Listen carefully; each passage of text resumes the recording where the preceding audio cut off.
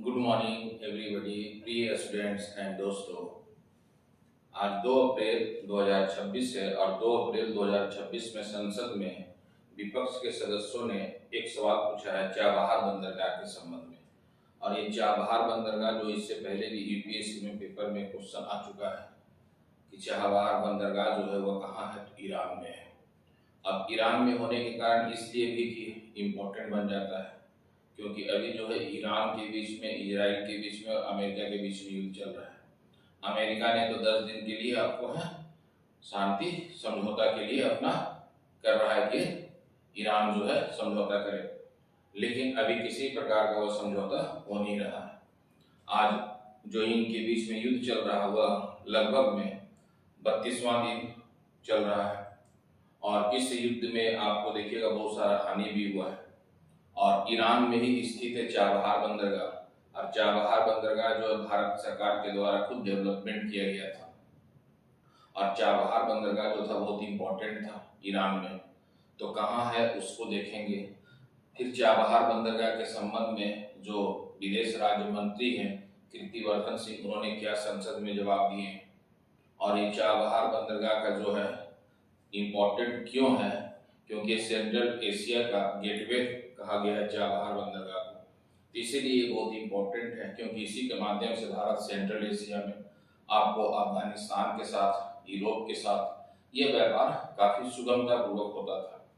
लेकिन 2018 में Donald Trump ने जो संधि खास करके लगाया गया है ईरान पर आर्थिक प्रतिबंध, उस आर्थिक प्रतिबंध के कारण भारत सरकार ने अपना चाबहार बंदरगाह से धीरे धीरे जो है वहां से सभी अपने चीजों को हटा लिया है। अब पूरी तरह से भारत सरकार ने चाबहार बंदरगाह से बाहर हो गया है। तो इसी सभी संदर्भ में चाबहार बंदरगाह में संसद में सवाल पूछा गया और संसद के जो मंत्री थे विदेश राज्य मंत्री कीर्तिवर्धन सिंह, उन्होंने संसद में जवाब दिए। तो मैंने चाबहार बंदरगाह का लोकेशन बताया है आपको। ये है अरबियन सी, यह अरब सागर हो, ये इंडिया का लोकेशन हो गया आपको। और इंडिया में ये कांडला बंदरगाह मैं दिखाया हूँ। कांडला बंदरगाह कहाँ, गुजरात में है। और ये कांडला बंदरगाह से ही मैंने आपको दिखाया है जो डॉटेड डॉटेड आप याद रखिएगा, चाबहार बंदरगाह है। और ये चाबहार बंदरगाह बहुत इंपॉर्टेंट है। यह ईरान के दक्षिण में स्थित है। मैं यहाँ डिफिनेशन लिखे, अभी हम लोग देखेंगे। तो ईरान के दक्षिणी क्षेत्र में स्थित है और ईरान का एकमात्र ये बंदरगाह था जो सागर से लगा हुआ था। और ये आप देखिएगा स्टेट ऑफ हार्मुज है जो सबसे इम्पोर्टेंट है। अच्छा, इसी बंदरगाह के नजदीक जो है पाकिस्तान का एक और बंदरगाह है, ग्वादर बंदरगाह। और ये ग्वादर बंदरगाह से लेकर के चाबहार बंदरगाह का जो डिस्टेंस है लगभग 170 किलोमीटर के दूरी में है। तो ये चाबहार बंदरगाह भारत के लिए एक रणनीतिक भी इम्पोर्टेंट था क्योंकि इसी के द्वारा अफगानिस्तान, सेंट्रल एशिया में व्यापार किया जा सकता था। इसी के माध्यम से आपको है यूरोप के देशों के साथ व्यापार हो सकता था। तो ये बहुत ही इम्पोर्टेंट है। इसके साथ साथ अफ्रीका देशों के साथ भी व्यापार के लिए चाबहार बंदरगाह बहुत महत्वपूर्ण था। और ये चाबहार बंदरगाह जो है बहुत ही इम्पोर्टेंट था, लेकिन भारत सरकार ने अमेरिका के दबाव से, ये अमेरिका के साथ एग्रीमेंट, ये समझौता होने के बाद, ट्रेड एग्रीमेंट होने के बाद धीरे धीरे चाबहार बंदरगाह से भारत सरकार अपना सामान हटा लिया है या वहां से हट गया है। और जो अंतिम किस्त था चाबहार बंदरगाह को ईरान को जो देना था उसमें 400 करोड़ रुपया हुआ आपको दे दिया गया है। तो यह आपको चाबहार बंदरगाह की रणनीति के जो सबसे इम्पोर्टेंट है। तो यहाँ चाबहार पोर्ट के संबंध में है। चाबहार पोर्ट ईरान के दक्षिण पूर्व में स्थित है। यह ईरान है और ईरान का याद रखिएगा दक्षिण पूर्व में स्थित है चाबहार बंदरगाह। महत्वपूर्ण समुद्री बंदरगाह है जो गल्फ ऑफ ओमान, ये पूरा जो देख रहे हैं आप जो एरिया, ये गल्फ ऑफ ओमान है, ये ओमान देश है और यही पूरा गल्फ ऑफ ओमान है। गल्फ ऑफ ओमान के नजदीक स्थित है। यहाँ मैंने लिखा है जो गल्फ ऑफ ओमान पर स्थित है। ये ईरान का एकमात्र महासागरीय बंदरगाह था जो हिंद महासागर से जुड़ा हुआ था। क्यों? क्योंकि आप ये देखिएगा जब अरबियन सी है तो अरबियन सी से आप जैसे ही आएगा अरब सी के बाद, तो यहाँ क्या पड़ जाएगा, पूरी तरह से आपको हिंद महासागर है। यह जो है हिंद महासागर से जुड़ा हुआ था। इसके अलावा चाबहार बंदरगाह का गठन या स्थापना कब किया गया था? तो 1973 में। इस समय भारत के प्राइम मिनिस्टर इंदिरा गांधी थी और इस समय ईरान का जो थे वो शाह के काल में किया गया था। और यहाँ संचालन, बंदरगाह से संचालन कब शुरू हुआ था? तो 1983 में शुरू हुआ था। फिर यहाँ आधुनिक विकास किया गया इंडिया ईरान पार्टनरशिप के द्वारा, और यह प्रमुख माइलस्टोन माना गया जब 2017 में फेज चाबहार बंदरगाह का प्रथम फेज का उद्घाटन किया गया 2017 में। अच्छा, भारत में जो चाबहार, खास करके भारत की तरफ से कौन सी कंपनी है जो चाबहार बंदरगाह में कार्य किया? तो आप याद रखिएगा, Indian ports global limited. Bharat की तरफ से जो ईरान में चाबहार बंदरगाह का निर्माण कर रहा था, और ईरान की भी कंपनी के साथ मिलकर के, उस पोर्ट का नाम याद रखिएगा, इंडिया पोर्ट्स ग्लोबल लिमिटेड। और इसी पोर्ट ने अपना अंतिम 2025-26 के बजट के आधार पर 400 करोड़ रुपया जो बकाया था ईरान को, वो दे दिया गया है, और वहां से पूरी तरह से भारत चाबहार बंदरगाह से बाहर हो गया है।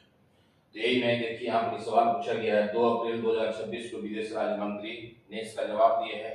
कीर्तिवर्धन सिंह ने संसद में जानकारी दी है कि भारत चाबहार पोर्ट से बाहर हो गया है।